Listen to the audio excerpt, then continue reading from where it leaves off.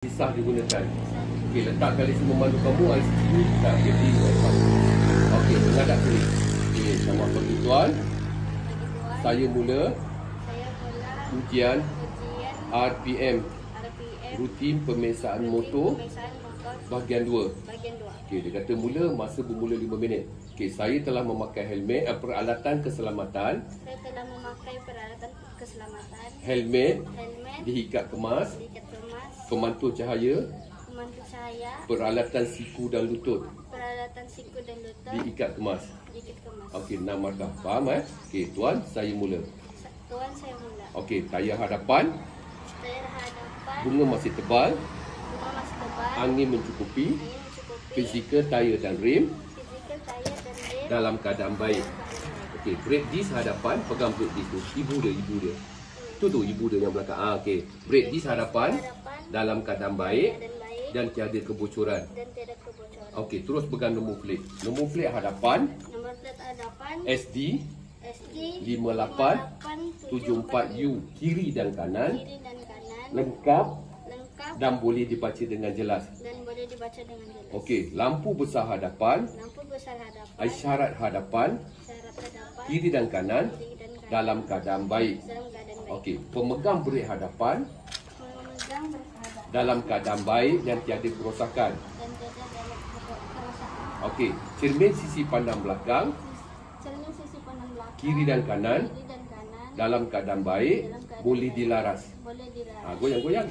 Okey, papan meter dalam keadaan baik, tiada kerosakan. Suis penyalaan dalam keadaan baik dan berfungsi. Okey, brake kaki pakai tangan. Pegang belakang. Satu lagi kat belakang tu, yang kat dia punya drum tu. Macam ni nak pegang tu. Duduk macam tu. Tu pegang yang belakang masuk bawah exhaust. Tangan ni, tangan kiri. Ni tu dekat tayar dia, tu yang bawah. Ikut bawah lah, ikut bawah. Okey. Tekan dia 3 kali. Kemudian belakang dalam keadaan baik.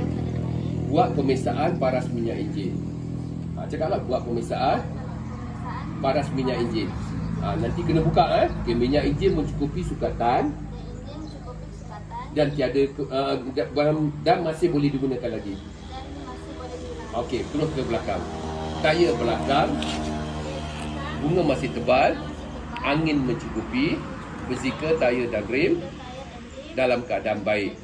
Nombor plate belakang SD 5874U lengkap dan boleh dibaca dengan jelas. Okey, rangkum sekali. Lampu belakang, isyarat belakang, kiri dan kanan dalam keadaan baik.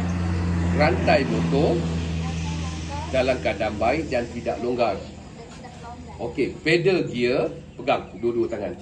Goncang dia. Dalam keadaan baik dan tiada kerosakan. Okey, berdiri balik. Dokumen kenderaan cukai jalan. Tamat tempoh, cabut lah dia. Tamat tempoh. Didaftar pada motor 5874U masih sah digunakan.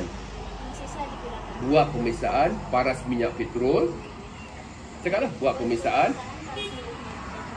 dan peralatan. Okey, buka petrol tu. Okey, kuat. Okey, minyak petrol mencukupi. Okey, tutup tu. Tunjuk tutup dia. Tutup dalam keadaan baik.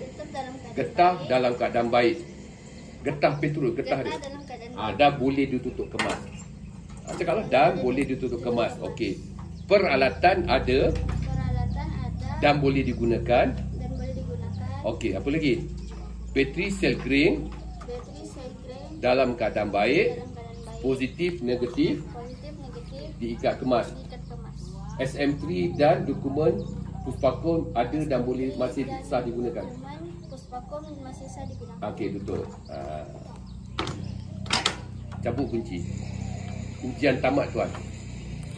Cakap ujian tamat. Okey. Okey, yang kedua PSMP pula. Okey.